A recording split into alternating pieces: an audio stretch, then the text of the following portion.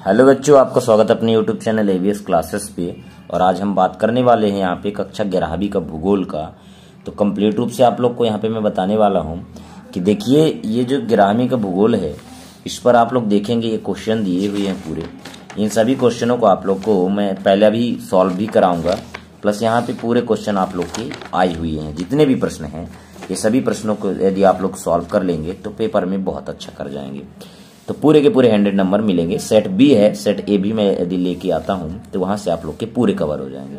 चलिए मैं बात करता हूं चैनल में। एक बार चैनल को सब्सक्राइब जरूर कर लेना, बेल आइकन प्रेस कर लेना ताकि आप लोग को नोटिफिकेशन भी मिलता रहेगा। ठीक है, अब अपन यहाँ पे देखेंगे कक्षा 11वीं का। तो देखिए बाकायदे में आप लोग को यहाँ पे कंप्लीट ऑफ सीए बता देता हूँ कि ये प्रश्न एक जो है, इस प्रश्न का जो आंसर है इसमें मैं आप लोग को बता देता हूं कि निम्नलिखित में से किस विद्वान ने भूगोल शब्द का प्रयोग किया था। तो सबसे पहले इसका जो आंसर है वो मैं यहाँ पे बता देता हूं कि जो इसका आंसर है तो यहाँ पे देख लीजिएगा कि इसका जो आंसर है वो गैलीलियो होगा। जो महान वैज्ञानिक हमारे गैलीलियो जी थे विद्वान, उन्होंने भूगोल शब्द का प्रयोग किया था। आगे चल के अपन देखेंगे इस श्रेणी क्रम पर कि निम्नलिखित में से कौन सी संख्या बिग बैंग थ्योरी, जो बिग बैंग घटना को प्रदर्शित करती है। तो यह इतनी संख्या है, संख्या इसमें था 13.7 अरब वर्ष पहले जो है वो बिग बैंग थ्योरी को प्रदर्शित करती है। आगे हम आपको लेके चल रहे हैं क्वेश्चन, नेक्स्ट क्वेश्चन की ओर। और देखिए क्वेश्चन यहाँ पे मैं आप लोग को ये बता देता हूँ, निम्न में से कौन सी गैस अब शादी है। ग्रेफाइट, बेसाल्ट, बलुआ पत्थर, संगमरमर। तो इस क्वेश्चन का मैंने ऑप्शन आप लोग को बताया था, इसमें जो आंसर होगा ये बलुआ पत्थर होगा। ठीक है, आप लोग इस बात से रूबरू होंगे। आगे मैं चलता हूं कि वायुमंडल में ऑक्सीजन की मात्रा बहुत ही साधारण सी बात है, 21% होगा। तो यहाँ पे ये कंप्लीट रूप से इसका मैं आप लोग को बता देता हूं। तो यहाँ पे ये नॉर्मल सी क्वेश्चन सी है, कुछ यूट्यूबर भी ऐसे बता देते हैं कि 0.93% है, लेकिन ऐसा कुछ नहीं है। मैं आप लोग को बता देता हूँ कि देखिए ये ऑक्सीजन है, ऑक्सीजन का 21% है। नाइट्रोजन है, नाइट्रोजन का 78%, तो ये नाइट्रोजन का हो जाएगा। ठीक है, इस प्रकार से यहाँ पे आप लोग को ये कंफर्म कर लेना है। एंड यहाँ पे भारत का क्षेत्रफल कितना है तो आप लोग को तो पता ही है कि 35.5 लाख वर्ग किलोमीटर है। ये क्वेश्चन राइट आंसर आपका ये क्लिक हो जाएगा। ठीक है, आगे चल के अपन चलते हैं। यहाँ पे देखिएगा तो भारत के मध्य में कर्क रेखा गुजरती है। कर्क रेखा तो गुजरती है, तो कौन सी रेखा गुजरती है? कर्क रेखा। साफ सी बात है। यहाँ पे मेरे पहले मुंह से आंसर निकल गया, क्यों? क्योंकि इतना रट गया है कि भारत के मध्य कर्क रेखा ही गुजरती है। ठीक है, पृथ्वी पर जीवन कितने वर्ष पहले हुआ था? तो यहाँ पे लगभग 380 करोड़ वर्ष पहले, 380 करोड़ वर्ष पहले हुआ था। ठीक है, ये कंप्लीट रूप से यहाँ पे हो जाएगा। ठीक है, इसके बाद अपन चलते हैं, यहाँ पे देखते हैं ग्रेनाइट और बेसाल्ट शैलों का उदाहरण है।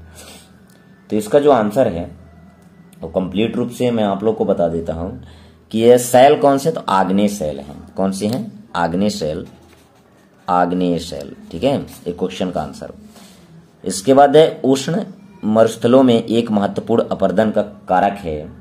तो पवन जो होता है, हवा, देखिए क्या होता है, जैसे गर्मी है। ठीक है, आप इस बात को समझिए, गर्मी है, यहाँ पे मिट्टी जमाव है, लेकिन यहाँ पे पानी तो नहीं बरस रहा है। तो हवा ऐसा चलता है कि ये हवा यहाँ से कट कट के जो यहाँ पे रेत वगैरह हैं ये कट कट के और आगे चल जाते हैं, तो मिट्टी का कटाव हो जाता है। तो इसी को मृदा अपरदन कहते हैं। उष्ण यहाँ पे कहा भी है, उष्ण मतलब गर्मी।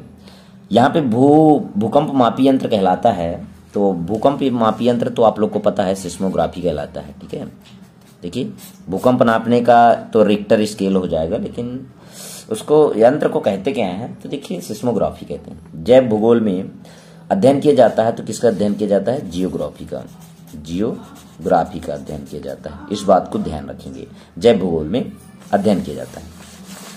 आगे चल के मैं आप लोग को यदि दिखाऊं, थोड़ा सा वीडियो लॉन्ग हो जाएगा, लेकिन आप लोग धैर्य धारण रखेंगे। इतने क्वेश्चन को आप लोग को सॉल्व कर लेना है। आगे चल के मैं आप लोग को बताता हूँ सही जोड़ी में। तो सही जोड़ी जो है बहुत ही साधारण है। मानव भूगोल का जनक किसे कहा गया है? देखिए मानव भूगोल का जनक मैं आप लोग को बता देता हूं।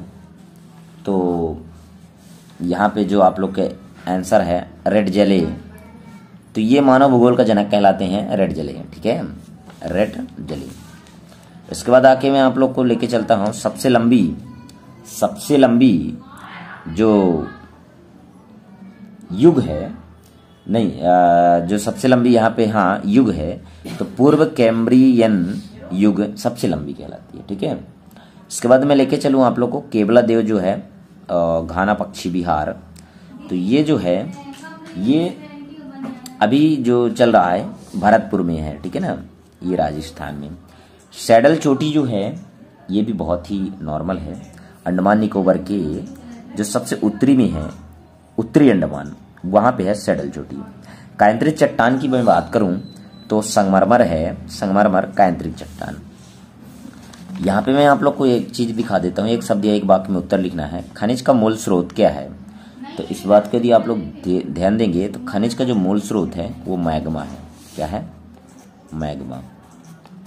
मैग्मा क्या होता है?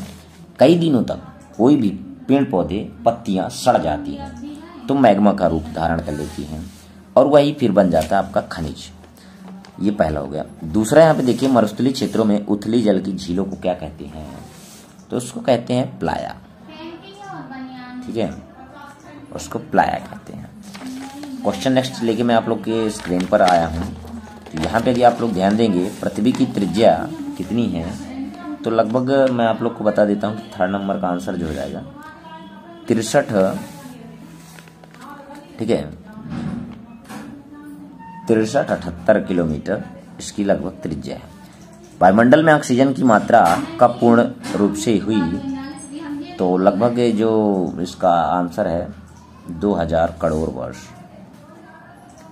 ठीक है, भारत किस गोलार्ध में स्थित है? तो ये तो बहुत ही साधारण है, उत्तरी गोलार्ध में भारत स्थित है। देखिए जैसे मैं नक्शा बनाता हूँ, ये ग्लोब हो गया, ग्लोब में बीचों बीच जो रेखा हो गई, ठीक है, भूमध्य रेखा, भारत हमारा यहाँ पे बसा हुआ है। कहाँ पे? यहाँ पे। तो देखिए ये ऊपर साइड उत्तरी हो गया, नीचे साइड दक्षिणी थी, उत्तरी गोलार्ध हो गया। तो हमारा भारत कहाँ है? उत्तरी गोलार्ध में। ठीक है, इसके बाद चलते हैं अपन, कश्मीर हिमालय का कौन सा भाग ठंडा मरुस्थल कहलाता है? तो ठंडा मरुस्थल जो कहलाता है, कश्मीर हिमालय का कौन सा भाग ठंडा मरुस्थल कहलाता है? इस क्वेश्चन का आंसर ढूंढ लेना, थोड़ा सा अभी मिस्टेक हो रहा था इसलिए मैंने क्लियर नहीं बताया था। ठीक है, सत्य की बात करूं, हिमानी लटकती घाटी बनाती है, तो ये बिल्कुल सही है। क्योंकि ऐसा भी बनता है फिर ऐसा बनता है ये। ठीक है, भी आकार की घाटी बनता है, इसलिए लटकती घाटी बनती है। तो यहाँ पे सत्य की मैं बात करूँ, ठीक है, पश्चिमी में, तो पहला सत्य है। दूसरे की बात करूँ, पृथ्वी की सतह एक रूप है, तो ये गलत है क्योंकि कहीं ना कहीं चपटी है। गैसों के झुंड से निर्मित विशाल ग्रहों को जोवियन ग्रहों कहा जाता है, तो ये बिल्कुल सही है क्योंकि दो ग्रह होती हैं, एक होता है पार्थिव ग्रह, एक जोवियन ग्रह। पृथ्वी के समान जो समान है, पृथ्वी के जैसे हैं, वो जो पार्थिव ग्रह कहलाते हैं, तथा जो बचे हुए हैं 4 वो जोवियन ग्रह। सोना और चांदी एक तत्वीय खनिज है, ये तो बिल्कुल सही बात है क्योंकि खनिज है, ये तो खनिज है। ठीक है, मालदीव बंगाल की खाड़ी में स्थित द्वीपीय देश है, तो ये बिल्कुल गलत है। देखिए भारत की जो नक्शा है इस प्रकार से कुछ है, मैं आप लोग को बता देता हूँ, ये नॉर्मल आप समझ सकते हैं। देखिए यहाँ पे हमारा बंगाल की खाड़ी यहाँ पे है, यहाँ पे अंडमान निकोबार है, लेकिन मालदीव जो देश है वो यहाँ है। तो देखिए बंगाल की खाड़ी में मालदीव नहीं है बल्कि अरब सागर साइड है ना, तो ये बिल्कुल गलत है आंसर। तो इसका जो आंसर गलत है, तो ये 5वीं का अपन गलत कर देंगे, असत्य। हिमालय की उत्तर उपस्थिति से पूर्व यहाँ पर टेथिस सागर था, तो ये राइट बात है। देखिए एक चीज़ बता देता हूँ, मैं आप लोग को भूगोल भी पढ़ाऊंगा तो बहुत विधिवत रूप से। देखिए यहाँ पे पहले जैसे हिमालय की एक चट्टान था, एक चट्टान था, बीच में एक सागर बहता था, उसका नाम था टेथिस सागर। लेकिन ये धीरे धीरे प्लेट खिसकती गई और यहाँ पे एक बड़ा विशालकाय पर्वत का निर्माण हो गया, जिसे कहते हैं टेथिस सागर से निर्माण हुआ जो है वो नया आधुनिक हिमालय पर्वत। तो ये बना हिमालय पर्वत। ठीक है, इस प्रकार से इसके आंसर लगा देंगे अपन। स्क्रीन पर मैं आप लोग को बता देता हूँ, भूगोल की एक परिभाषा लिखना है, जीव भूगोल क्या है। ये पूरे क्वेश्चनों को आप लोग को तैयार कर लेना है, सेट में पूरे पेपर आते हैं आप लोग के, तो यहाँ पे सभी क्वेश्चन को तैयार कर लेना है, स्क्रीनशॉट कर लीजिए बाकायदा, और इसके बाद यहाँ पे भी स्क्रीनशॉट कर लेना पूरे पेपर में से।